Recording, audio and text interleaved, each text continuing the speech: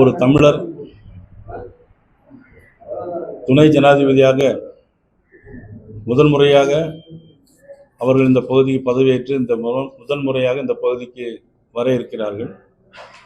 அதற்கான ஏற்பாட்டை Coimbatore citizen forum அந்த குழுவினர் அதுக்கான ஏற்பாட்டை செய்திருக்கிறார்கள். என்றாலும் நாங்களும் அதில் கலந்து கொள்ள வேண்டும் என்பதற்காகவும் அந்த ஏற்பாடுகள் எவ்வாறெல்லாம் இருந்தது என்பதை பார்த்து கொள்வதற்காக இன்றைக்கு கோயம்புத்தூருக்கு வந்திருக்கிறோம்.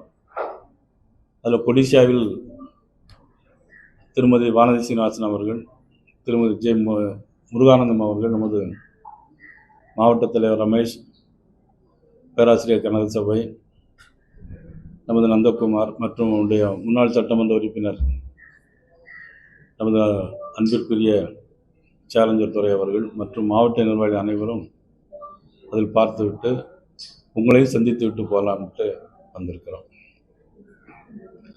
இதில் எங்களுக்குன்னு சொல்றதை விட நம்ம தமிழகத்துக்கு மிகப்பெரிய ஒரு பெருமை, ஒரு தமிழரை துணை ஜனாதிபதியாக ஆக்கிய பெருமை பாரதிய ஜனதா கட்சிக்கு இருக்கிறது, பாரத பிரதமர் நரேந்திர மோடிக்கு இருக்கிறது, நமது உள்துறை அமைச்சர் அமித்ஷா அவர்களுக்கும் இதில் மிகப்பெரிய பங்கு இருக்கிறது. அதில் நமக்கெல்லாம் இருக்க பெருமை, நமது கொங்கு மண்டலத்திலே அந்த தமிழர் வந்திருக்கிறார், இந்த பகுதியில் மக்களுக்காக பணியாற்றியவர், முதல் முறையாக இங்கே வர இருக்கிறார். அவர்களுக்கு நாங்களும் சிறப்பான முறையில் வரவேற்பு கொடுக்க வேண்டும் என்பதற்காக இன்னைக்கு மாவட்ட தலைவர்களை நாங்கள் அழைத்திருக்கிறோம். ஷெட்யூல் காலையில் 10 மணிக்கு இறங்குறாங்க.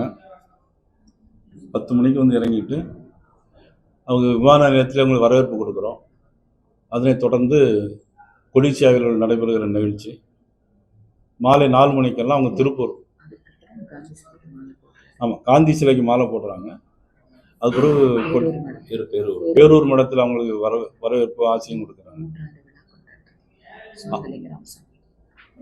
அந்த 100ஆண்டு விழா கொண்டாட்டத்திலையும் கலந்து கொண்டு விட்டு 4 மணிக்கெல்லாம் திருப்பூர் போகிறாங்க.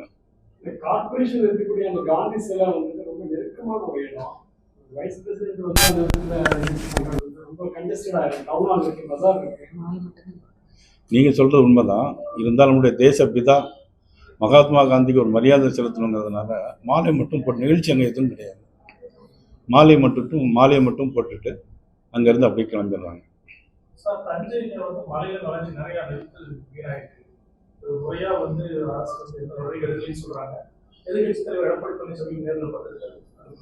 அதாவது தஞ்சாவூர் மாவட்டத்தில் டெல்டா மாவட்டத்திற்கு சொந்தக்காரன் அப்படின்னு நம்ம முதலமைச்சர் ரொம்ப பெருமையாக எப்பொழுதுமே சொல்லிட்டு இருப்பாங்க.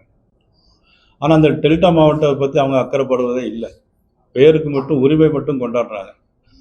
கிட்டத்தட்ட 12 லட்சம் ஹெக்டேர் இன்னைக்கு எல்லாமே நீரில் மூழ்கி போயிருக்கு.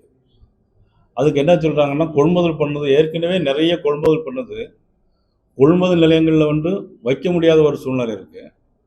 அதுலேயும் என்னென்னா உடனடியாக கொள்முதல் பண்ணணும். ஏன்னா இப்போ குறுவை சாகுபடி 22% ஈர பதம் இருக்குது. அது அப்படியே எடுத்தால் தான் அவங்களுக்கு விவசாயிகளுக்கு அதனுடைய லாபம் கிடைக்கும். அதில் பார்த்தீங்கன்னா அதில் கொள்முதல் நிலையங்களில் பார்த்தீங்கன்னா ஒரு மூட்டைக்கு 40 ரூபா கமிஷன் கேட்குறாங்க. அது வீடியோலெல்லாம் பரவலாக வைரல் ஆகிட்டு இருக்கு. ஒரு மூட்டைக்கு 40 ரூபா கமிஷன் கேட்குறாங்க. அதையும் ஒழுங்காக அவங்க பாதுகாக்கிறதுக்கு வைக்க முடியல தமிழக அரசாங்கத்தால். இப்பொழுது ஏற்கனவே இப்போ நம்ம மதிப்புக்குரிய இபிஎஸ் அவர்கள் பார்வையிட்ட போது அந்த வீடியோவில் நானும் பார்த்தேன். அதில் பார்த்தீங்கன்னா அந்த பயிர் எல்லாமே மூழ்கி திருப்பி முளைச்சிருக்கு. அந்த விவசாயிகளுக்கு ஏற்கனவே பெருத்த நஷ்டம் ஏற்படும். அதில் ஏற்கனவே இவ்வளோ ஒரு கிட்டத்தட்ட அரசாங்கம் என்ன நிர்ணயம் பண்ணுதோ அதை விவசாயிகளுக்கு அவங்களுக்கு நஷ்ட ஈடாகவும் வழங்கணும். இந்த 22% ஈரப்பதத்தோடு அந்த நெல் கொள்முதலையும் அவங்க ஏற்பாடு செய்யணும். செய்திகளை உடனுக்குடன் தெரிந்து கொள்ள கீழ்கண்ட கேபிள் மற்றும் டிடிஹெச் நெட்வொர்க்குகளில் எம்நாடு செய்தி தொலைக்காட்சியை காணுங்கள். பாதகம் செய்பவரை கண்டால் நாம் பயம் கொள்ளலாகாது பாப்பா. மோதி மிதித்துவிடு பாப்பா, அவர் முகத்தில் உமிழ்ந்துவிடு பாப்பா. அண்மை செய்திகளை உடனுக்குடன் தெரிந்து கொள்ள இணைந்திருங்கள் எம்நாடு தொலைக்காட்சியுடன்.